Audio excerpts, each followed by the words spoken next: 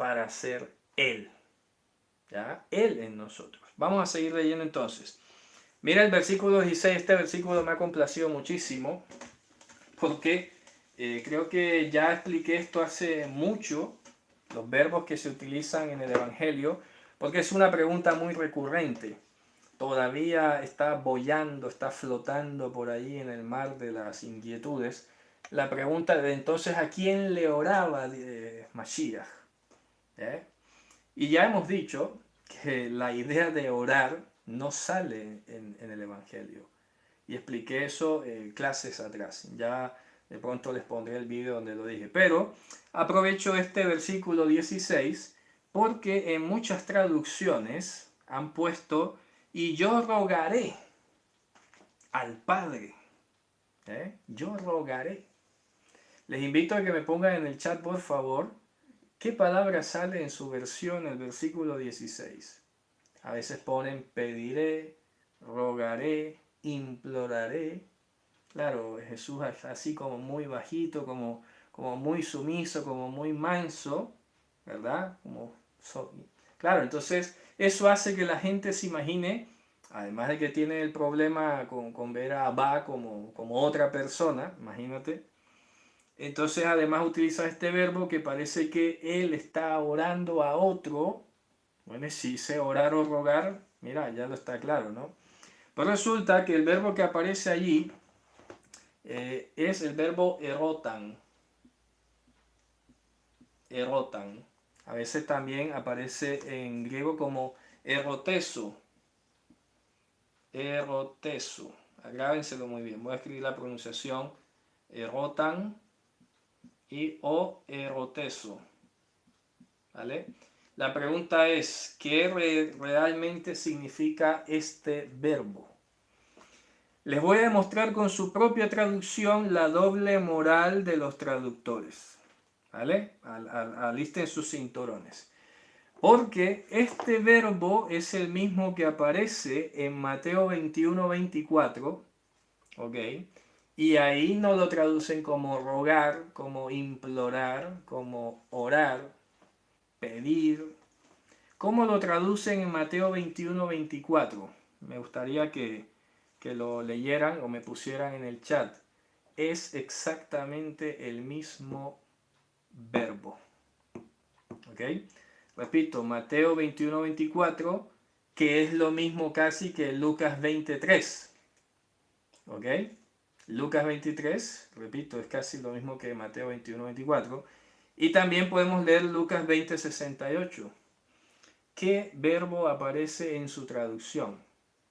Repito, no sé aquí en el chat si me pueden escribir. Repito las citas, Mateo 21-24, dice respondiendo Jesús, yo también os haré una pregunta, óigase bien, os haré una pregunta, por ahí va la cosa, preguntaré, correcto. Entonces, ¿por qué aquí si lo usan en el sentido de preguntar, que ya les voy a explicar otras cosas, ¿por qué aquí lo están usando en el sentido de rogar, de implorar? Es que no tiene nada que ver. Preguntar o solicitar no es lo mismo que rogar o implorar. Digo, no es lo mismo. Entonces aquí donde evidentemente cuando vamos a nuestra herramienta que siempre hemos mencionado, ¿no? Que nos ha ayudado a vislumbrar mejor el Evangelio, en la concordancia de Hatch-Redpath, esta concordancia de Hatch-Redpath, justamente el verbo erotan traduce dos raíces, hakar y sha'al. Y esto no tiene nada que ver con rogar o implorar, Hakar en hebreo y sha'al, aquí está. Y de hecho hasta en arameo, shel. ¿Qué significa? Hakar básicamente tiene que ver como cuando tú investigas, vas al sondeo de algo. Cuando vas a investigar. Entonces aquí estaría diciendo, y yo escudriñaré a Abba. No dice yo rogaré a Abba. Yo escudriñaré. Iré a ver allá, dentro de todas las cláusulas que hay en las promesas que se hicieron a los patriarcas en todos los tiempos, voy a investigar, voy a extraer de allí, ¿de acuerdo? Algo para ustedes, y ahora lo vamos a desarrollar. O si no, sha'al, que es pedir. Pedir en el sentido no de rogar, pedir en el sentido de preguntar, es decir, de exigir. Por eso él les dice, yo les exijo a ustedes. Vamos a ver Lucas 20:68. Él les hace esta respuesta a ellos. Él le dice, claro, si yo les exijo una respuesta, pues mira, no me van a responder.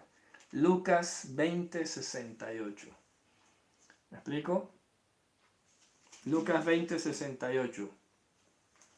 Vamos a ubicarlo.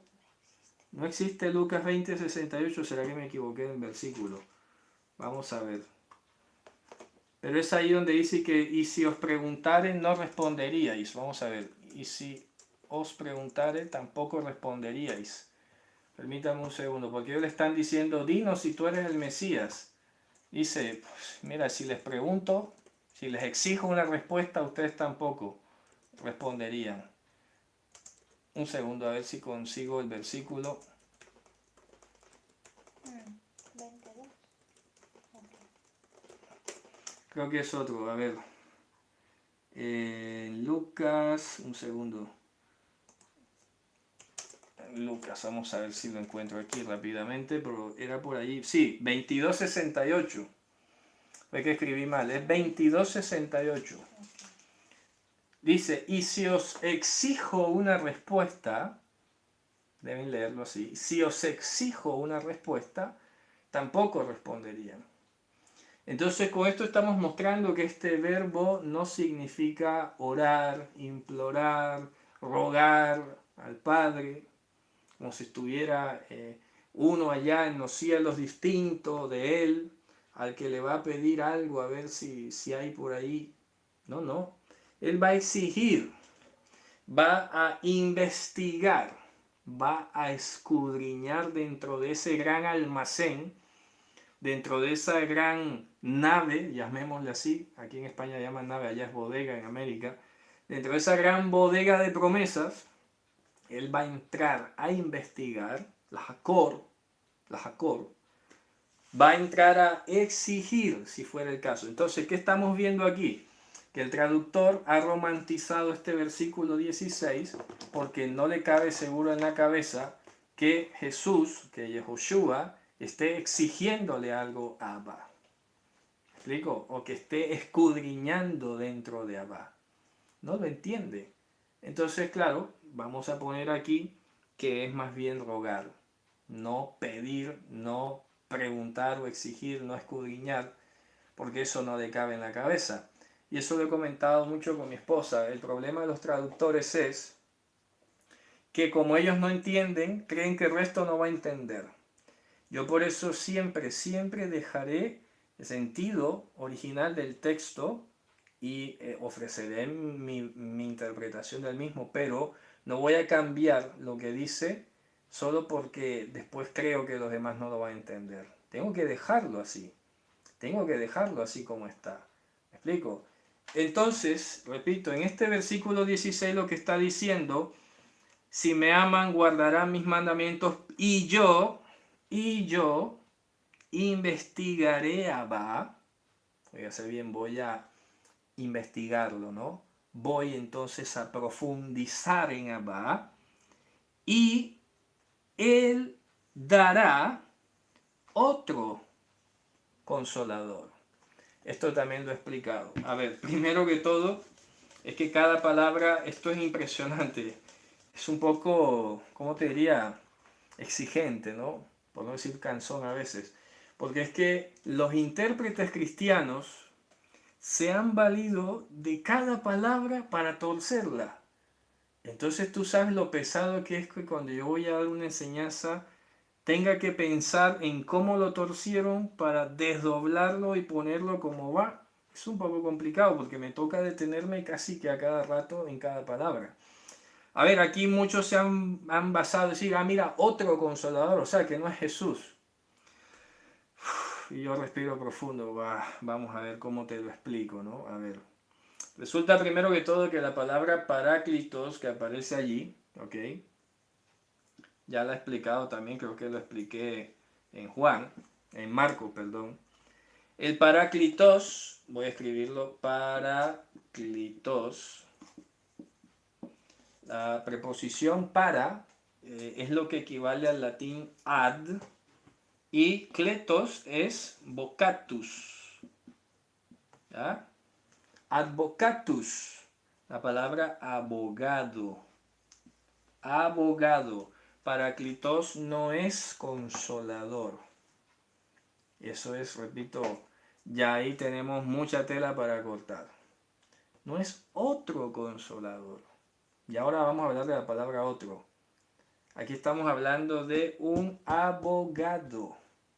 Resulta que además es tan cierto esto que la palabra paráclitos griega, y esto para los que creen que andan satanizando al griego por todo también, resulta que esta palabra o esta idea de abogado no existía en la Biblia. Tú no ves la palabra o alguien cumpliendo un poco esta misión de abogado. Es un término romano, es un término nacido del derecho romano, de esto de ver cómo se defendía un cliente, etc. En la Biblia no tenemos una palabra para abogado, en la Torá quiero decir, ¿no? En la Mitra. Entonces esta palabra paráclitos, óigase bien, paráclitos, fue adoptada por el hebreo y quedó en praklit. Praklit. ¿Ok? Y así se dice en hebreo moderno abogado, praklit. De hecho, hay dos palabras y esto también lo expliqué. El praklit normalmente es la persona que te asesora para que no te metas en líos. Imagínate. Porque la otra palabra para abogado en hebreo es orech din, que es el que te arregla o te prepara el juicio. O sea que ya tú cometiste la falta y entonces él te instruye qué tienes que decir, mira, no digas esto, cállate aquí. Te arregla el juicio, ¿no? Te lo prepara. Pero el praklit, como lo dije ya hace varios años, es el abogado asesor preventivo. Es el que te dice, oye, ¿qué vas a hacer este negocio? No, este negocio no lo puedes hacer porque la ley dice esto, esto y esto. O sea que este praklit te ayuda a que no la embarres, como dice uno popularmente. El praklit es el asesor que está directamente ligado con qué. ¿Con qué trabaja un asesor? ¿Con qué? Lo acabo de decir ahora. Con las leyes. El asesor trabaja con las leyes. Entonces él les está diciendo, guarden mis mitzvot, mis leyes, y yo además, por otra parte, de complemento, les mandaré otro asesor. ¿Para que qué? Hombre, para que en lo máximo, en todo lo posible, no anden tropezando con la misma piedra. Ya teniendo los mandamientos, son un primer abogado asesor. De hecho, voy a tratar de conseguir una cita de la Mishnah que dice algo muy curioso y hace mucho sentido con esto que estamos diciendo. Dice, Ose mitzvot konelo praklit. Vamos a ver. Ose mitzvah ahat konelo praklit. Eso está en la Mishnah. Konelo, segundo, praklit. Vamos a ver si la consigo. Está, sí, Mishnah Avot, capítulo 4, Mishnah 11. Anótenlo. Pirkei Avot, del Talmud de Babilonia. Tratado Avot, capítulo 4, Mishnah 11. Dice, Haose mitzvah ahat konelo praklit ehad. El que pone en práctica una mitzvah adquiere para sí un abogado. Qué bonita frase, ¿no? Entonces él está diciendo, óyete bien que esto es profundo. Dice, hagan los mandamientos, practíquenlo. Porque ya ustedes saben que el que guarda un mandamiento adquiere un abogado. Pero yo voy a escudriñar en los tesoros de la sabiduría, en los tesoros de las promesas, y les daré, Abba, la fuente de la sabiduría y del amor, les dará otro praklit. Pero, y es aquí donde voy a explicar la palabra otro.